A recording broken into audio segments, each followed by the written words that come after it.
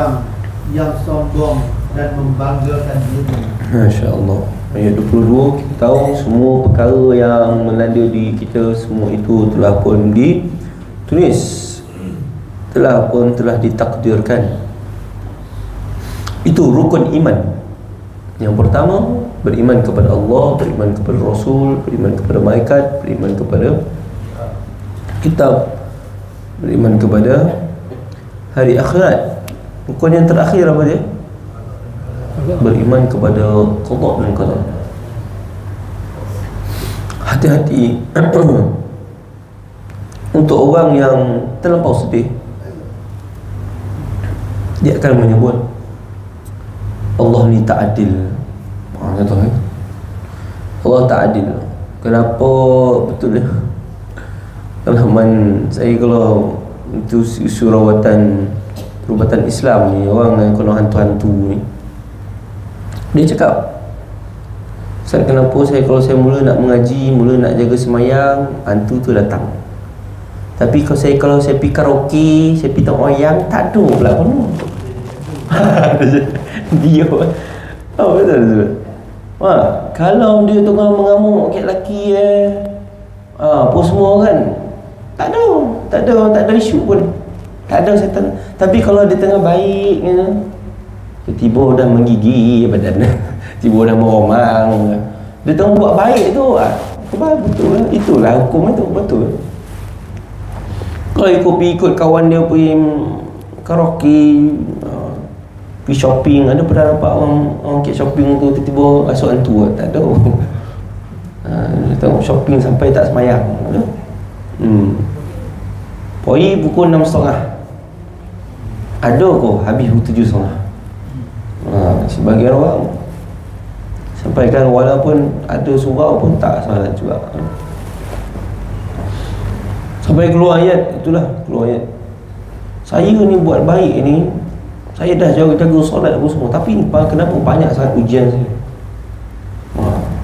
Orang tu pergi curi duit lah, rasuah lah, elok hidup lah, okey je. Dengannya kita tahu orang yang meningkat takwanya dia akan diuji, dan orang yang paling teruk ujian ni kata Nabi adalah para anbiya dan para mursalin, para rasul. Jadi kita kena, apa yang terjadi atas muka bumi ini, qada dan qadar, terima. Siapa yang tak terima qada dan qadar, bahaya. Rukun iman Quran. Rukun iman tu rukun. Sebab tu ini cukup cantik cukup masya-Allah ayat 23 ni. Jangan terlampau sedih apa yang telah hilang, dan jangan juga terlampau gembira apa yang telah dapat, apa yang dapat oleh Allah Subhanahu Wa Taala. Sebab tu sebahagian orang dia bila tunjukkan kebahagiaan dia, tunjukkan ni lah laki yang terbaik ni apa semua, khabar lah, kau ada laki suami macam ni, dia seorang yang dapat macam ni, punya lah puji melangit suami ni, sana sini buat status apa semua, sampai satu masa macam orang pula cerai, bila dia sebelum bercerai tu dia seburuk-buruk pula memburukkan suami. Sama juga tunjukkan dapat isteri cantik kau apa kau, sampai satu masa buat apa cantik tapi otak tak ada, keluar habis semua keluar.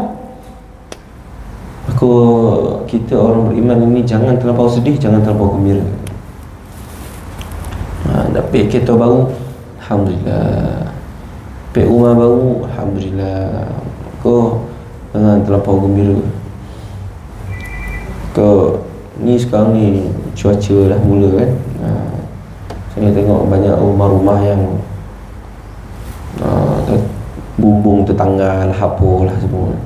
Bila kita diuji macam tu, kita sabar, tak lepas macam Allah nak uji. Adalah ruang-ruang rezeki, mungkin ada yang tak berkat kau, muhasabah. Itu dia ayat 23. Kita berhenti sini dulu. Ayat-ayat yang berat ni, ayat berat ni bukan payah baca. Ayat dia, message dia tu berat. nasihat dia tu yang kita nak jadikan bekal tu. Itu bagusnya kita telah pun memulakan talaqi daripada peringkat awal, daripada Iqra' kan, sehinggalah kita masuk ayat demi ayat, dapat pesan demi pesan. Bukan tuan-tuan saja, bahkan diri saya sendiri juga setiap hari dengan kekerapan kita. Semoga Allah Subhanahu Wa Taala jadikan kita orang yang sentiasa beringat dengan mesej-mesej yang Allah telah sampaikan pada Al-Quran. Jazakumullah khairan jazak. Terima kasih kehadiran. Kita jumpa temu pada pertemuan akan datang. Bismillahirrahmanirrahim. Allahumma zayyinna bizinatil Quran wa akrimna bikaramatil Quran wa kaffir 'anna sayyi'atina bitilawatil Quran warfa' darajatina bifadilatil Quran. Ya dzal fadli wal ihsan. Sallallahu alaihi wasallam Muhammad wa ala alihi wasallam. Alhamdulillah rabbil alamin. Assalamualaikum warahmatullahi wabarakatuh.